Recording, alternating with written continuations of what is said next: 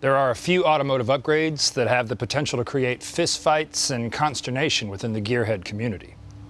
I'm talking about big rear wings on road cars with 99 horsepower, racing stripes on smart cars, carbon fiber accessories on a 4-ton SUV, and for my fellow Beamer owners, the insidious fake M badge. Perhaps not as egregious as these other examples, but still worthy of vigorous debate in the online forums, is the wheel spacer. I'll install these on my BMW 2 Series and discuss why I'm doing it on this episode of Between the Wheels.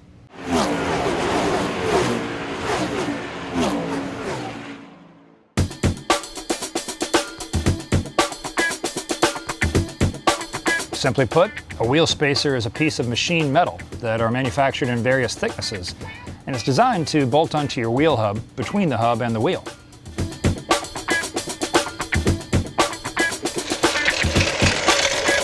Extensive testing has proven that installing wheel spacers on your car results in an 18% horsepower boost, about a second reduced in your 0 to 60 time, and a 10% boost in miles per gallon ratings. Yeah, none of those things are true. It's really just for looks.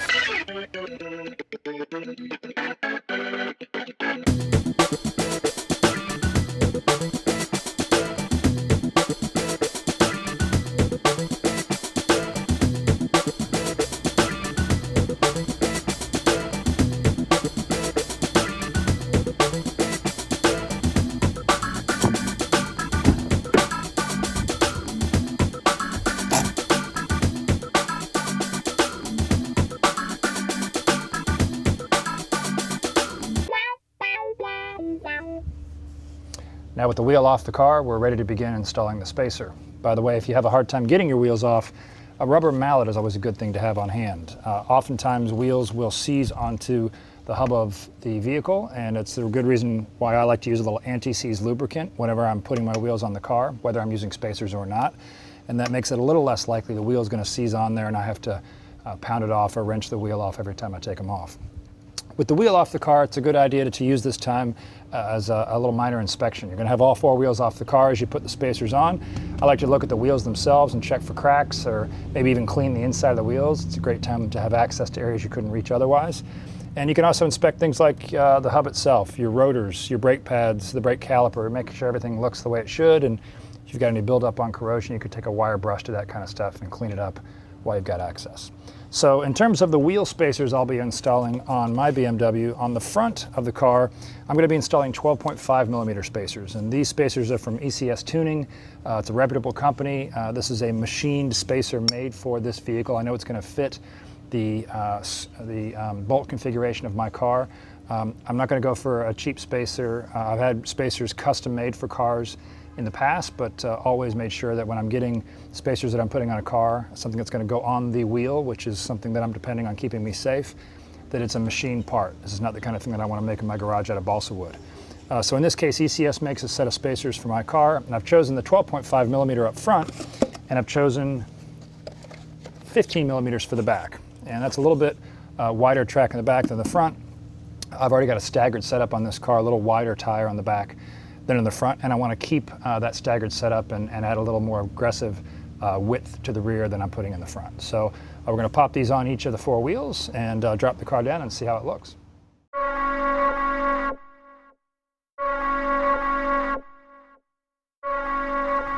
So it's time for the do not portion of our program, and that is do not use the OEM bolts that came with your vehicle to install your spacers.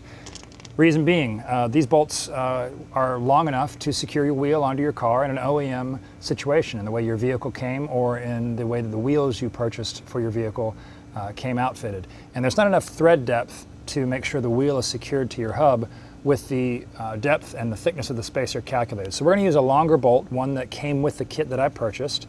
You want to make sure that you've got enough thread depth to make sure that with the spacer installed, your wheel is fully threaded into the hub.